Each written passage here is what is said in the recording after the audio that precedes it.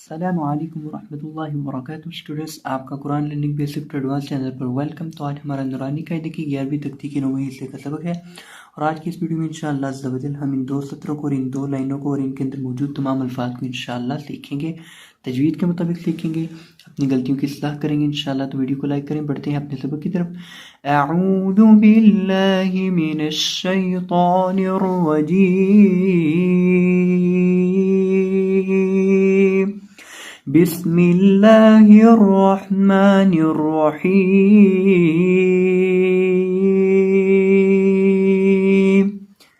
یا زبر نون ین، قاف زبر قا، ینقا، لام دیر لی، ینقالی، با پیش بو، ینقالیبو، یا زبر نون ین، قاف زبر قا، ینقا، لام دیر لی، ینقالی، با پیش بو، ینقالیبو۔ اب اس پہلے لفظ کے اندر ہمارے پاس کل 5 حروف ہیں، یا، نون، قاف، لام اور آخر پہ با ہے۔ تو دیکھیں ہمارے پاس یہاں جو نون ہے، جو اہم چیز آپ نے یہاں سمجھنی ہے، یہاں ہمارے پاس نون ہے اور نون ساکن ہے۔ نون کے اوپر یہ جو آپ کو چھوٹی سی چیز نظر آ رہی ہے، اس کو کہتے ہیں سکون۔ جزم بھی اسے کہا جاتا ہے، سکون بھی اسے کہا جاتا ہے، یہ دونوں اسی کے نام ہیں۔ اور جس حرف پر یہ علامت ہو اسے کہتے ہیں ساکن حرف، یعنی نون ساکن ہے یہاں۔ اب نون ساکن ہے اور نون ساکن کے بعد قاف ہے۔ نون ساکن کے بعد جب بھی قاف آئے گا، آپ نے اپنے ذہن میں یہ چیز بٹھا لینی ہے کہ وہاں اخفا ہوگا، اخفا مال غنہ ہوگا۔ اب اخفا کا کیا معنی ہے؟ اخفا کا معنی ہے نون کی آواز کو ناک میں چھپا کر پڑھنا اور وہاں غنہ کر کے پڑھنا۔ اب میں آپ کے سامنے پڑھ کے دکھاتا ہوں، آپ نے ذرا غور کرنا ہے۔ ینقالیبو، ینقالیبو، یعنی ہم نے یہاں نون کی آواز کو ظاہر نہیں کیا، یعنی نون کی آواز کو ہم نے ناک میں چھپا کر پڑھا، اور یہی اخفا ہے۔ اور یہاں نون کے اوپر اخفا ہوگا، کیوں؟ کیونکہ نون ساکن کے بعد قاف ہے، اور قاف کو پر کریں گے، قاف کو موٹا کریں گے، کیونکہ قاف موٹے حروف میں سے ہے، حروف مستعلیہ میں سے ہے، یعنی حروف مستعلیہ موٹے حروف کو کہا جاتا ہے، اور قاف حروف مستعلیہ میں سے ایک حرف ہے، اس لیے اسے ہم یہاں موٹا کر کے پڑھیں گے۔ اور لام کو اور با کو دونوں کو باریک پڑھیں گے، اور با کو پڑھتے وقت اپنے ہونٹوں کو گول کر کے پڑھیں گے، کیونکہ میں نے آپ کے سامنے یہ چیز ذکر کی ہے کہ جب بھی ہم پیش والے حرف کو پڑھتے ہیں تو پیش والے حرف کو ہمیشہ ہونٹوں کو گول کر کے پڑھا جاتا ہے۔ تو اسے پڑھیں گے ینقالیبو، ینقالیبو۔ اب توجہ طلب بات یہ ہے کہ اس لفظ کے اندر ہم نے کسی بھی حرف کو لمبا نہیں کرنا، کسی بھی حرف کو کھینچنا نہیں ہے، کیوں؟ کیونکہ یہاں کسی بھی حرف کے ساتھ الف، واو یا یا نہیں ہے، نہ کھڑی زبر ہے، نہ کھڑی زیر ہے، نہ الٹا پیش ہے، یعنی اس حرف کے اندر لمبا کرنے والی کوئی بھی چیز نہیں ہے۔ اور اکثر طور پہ یہاں لوگ اس کو لمبا کر کے پڑھ دیتے ہیں، ینقالیبو، یعنی آخر سے با کو لمبا کر دیتے ہیں، با کو کھینچ دیتے ہیں، تو یہ غلطی ہے، آپ نے اس طرح نہیں پڑھنا۔ یا پیش یو، واو زبر سین وس، یو وس، واو دیر وی، یو وس وی، سین پہ سو، یو وس وی سو۔ یا پیش یو، واو زبر سین وس، یو وس، واو دیر وی، یو وس وی، سین پہ سو، یو وس وی سو۔ اب یہ جو ہمارے پاس لفظ ہے، اس کے اندر الفاظ تکرار کے ساتھ آئیں، یعنی ریپیٹ ہے۔ یہ دیکھیں، یہ یا ہے، واو ہے، سین ہے، آگے دوبارہ پھر واو اور سین ہے۔ تو اب یہ دیکھیں، یہ ہمارے پاس جو پہلا حرف ہے یا کے اوپر پیش ہے، اور پیش والے حرف کو پڑھتے وقت ہمیشہ ہونٹوں کو گول کر کے پڑھتے ہیں، تو یا کو پڑھتے وقت ہم اپنے ہونٹوں کو گول کریں گے۔ اور آگے ہمارے پاس واو ہے، اور واو کو بھی ہونٹوں کو گول کر کے پڑھتے ہیں۔ جب بھی واو کو پڑھیں ہونٹوں کو گول کیا جاتا ہے، واو پر زبر، زیر پیش، جزم ہو، سکون ہو، شد، مد، کوئی بھی چیز ہو، واو کو پڑھتے وقت ہمیشہ ہونٹوں کو گول کر کے پڑھا جاتا ہے۔ تو یا پر ہونٹ گول کریں گے کیونکہ اس کے اوپر پیش ہے، اور واو کو پڑھتے وقت بھی اپنے ہونٹوں کو گول کریں گے۔ اور آگے سین ہے، سین کے اندر ہم سٹی نکالیں گے۔ سٹی کیوں نکالیں گے؟ کیونکہ سین سٹی والے حروف میں سے ہے۔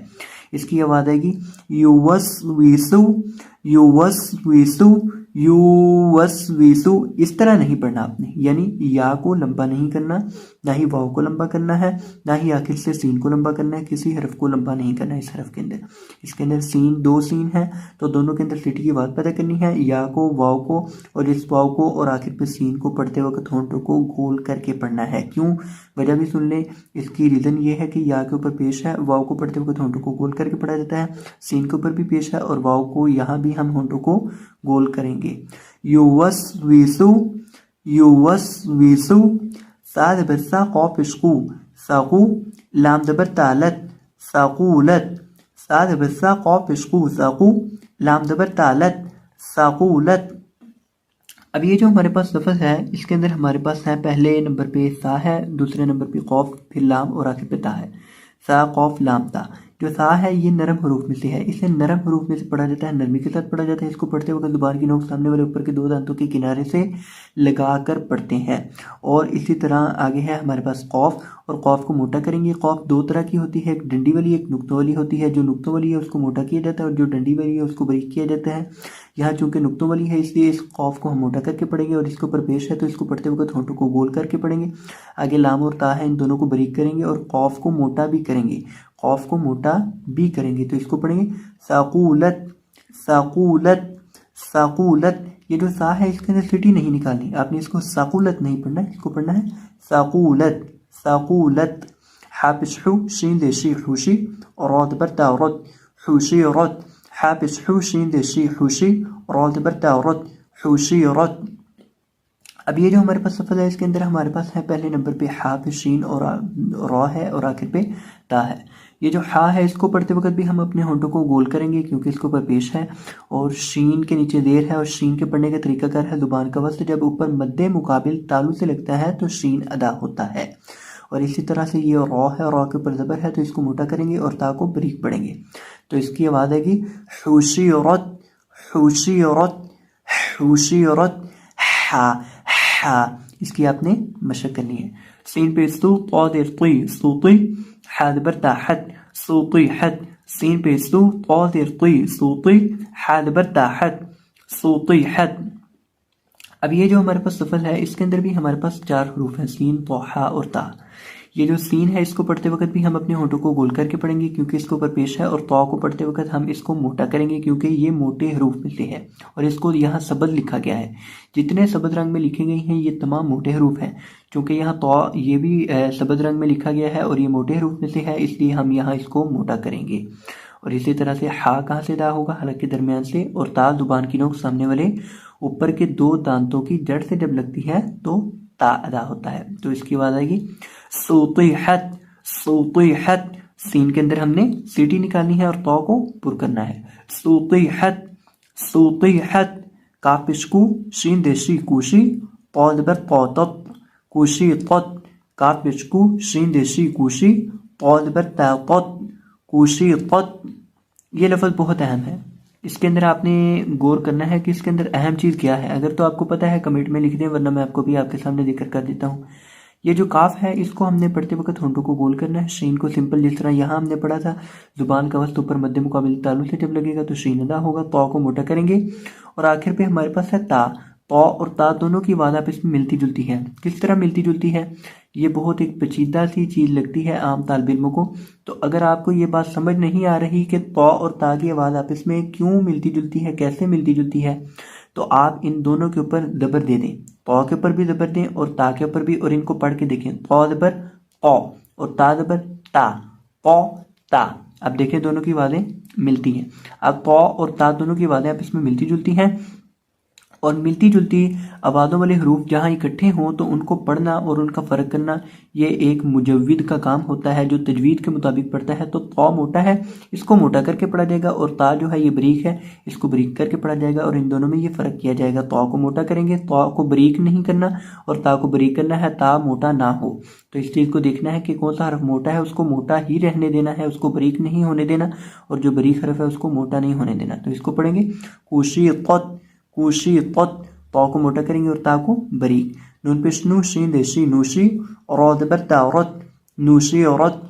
नून पेश नू शीन देशी नूशी, और ज़बर तारत, नूशी औरत। अब इस लफ्ज़ के अंदर भी हमारे पास कुल 4 हरूफ है, नून शीन और ता।